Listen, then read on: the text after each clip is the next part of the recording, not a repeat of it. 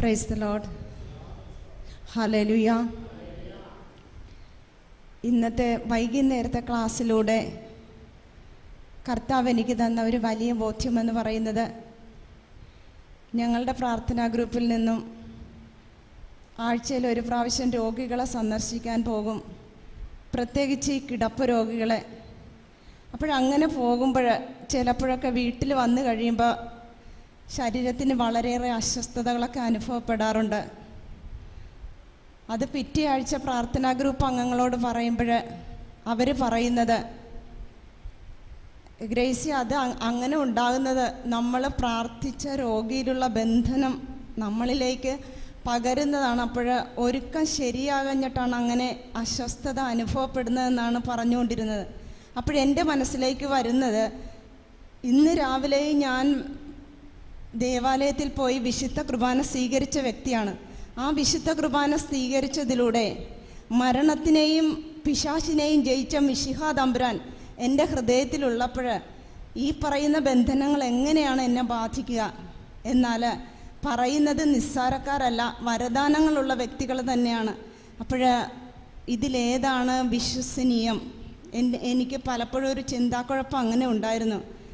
പക്ഷേ ഇന്നത്തെ ബ്രദറിൻ്റെ ക്ലാസ്സിലൂടെ അത് വളരെ വ്യക്തമായിട്ട് ദൈവം എനിക്ക് മനസ്സിലാക്കി തന്നു.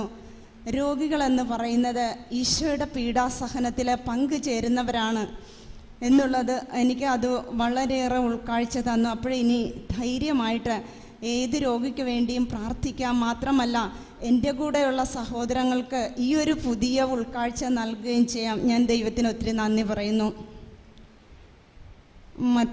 മറ്റൊരു കാര്യം, ദൈവം പാപികൾക്ക് നൽകുന്ന നീതീകരണം, ദൈവത്തിൻ്റെ നീതിയിലൂടെ നീതീകരിക്കപ്പെടുന്ന ഒരു പാപി വിശുദ്ധനായിട്ട് മാറുന്നു എന്നുള്ളത്.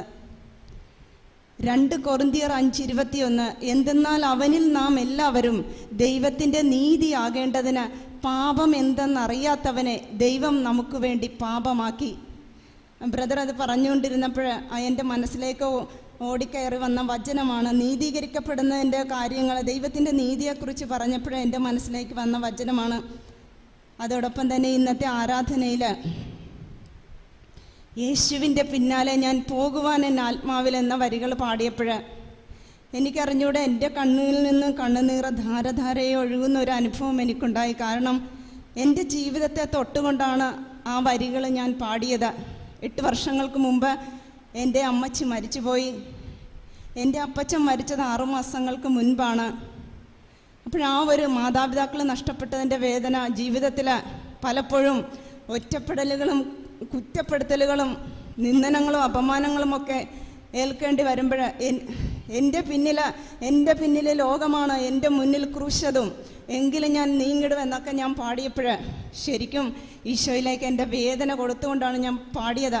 ആ സമയത്ത് കർത്താവ് എന്നെ ഏറ്റെടുക്കുന്ന ഒരു അനുഭവം എനിക്കുണ്ടായി.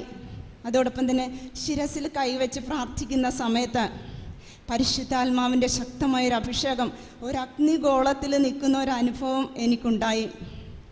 ഇപ്പോഴേ ബ്രദർ ക്ലാസ് എടുത്തപ്പോൾ ഞാൻ പണ്ട് പലപ്പോഴും ബൈബിൾ വായിക്കുമ്പോൾ ദൈവം സ്നേഹമാണ് എന്ന് പറയുമ്പോൾ ഞാൻ ഓർക്കാറുണ്ട്, ഇത്രയും കാരുണ്യവാനായ ദൈവം, ഇത്രയും മനുഷ്യനെ സ്നേഹിക്കുന്ന ദൈവം എന്തുകൊണ്ടാണ് പറുദീസായിൽ നിന്നും മനുഷ്യനെ പുറത്താക്കിയതെന്ന്. ആ പുറത്താക്കൽ ദൈവത്തിൻ്റെ സ്നേഹത്തിൻ്റെ ഒരു തലോടലായിരുന്നുവെന്നും ആ സമയത്ത് അപ്രകാരം ചെയ്തില്ലായിരുന്നുവെങ്കിൽ ആ പാപാവസ്ഥയിൽ മനുഷ്യൻ തുടർന്ന് പൈശാചികമായൊരവസ്ഥയിൽ എത്തിച്ചേരുമായിരുന്നു. അതുകൊണ്ട് ആ സമയത്ത് അവരെ പുറത്താക്കിയത് തമ്പുരാൻ്റെ കരുണയുടെ സ്നേഹത്തിൻ്റെ ഒരു പ്രവൃത്തിയായിരുന്നുവെന്നും എനിക്ക് മനസ്സിലാക്കുവാൻ സാധിച്ചു. സ്നേഹനിധിയായ ദൈവമേ, അവിടുന്ന് ഇന്നത്തെ ഈ സായാഹ്ന ക്ലാസ്സിലൂടെ അവിടുത്തെ തിരഞ്ഞെടുക്കപ്പെട്ട ദാസനിലൂടെ അവിടുന്ന് ചൊരിഞ്ഞ എല്ലാവിധ ഉൾക്കാഴ്ചകളെയും ഓർത്ത സ്നേഹ ഈശോയെ ഞാൻ അങ്ങേക്ക് നന്ദി പറയുന്നു.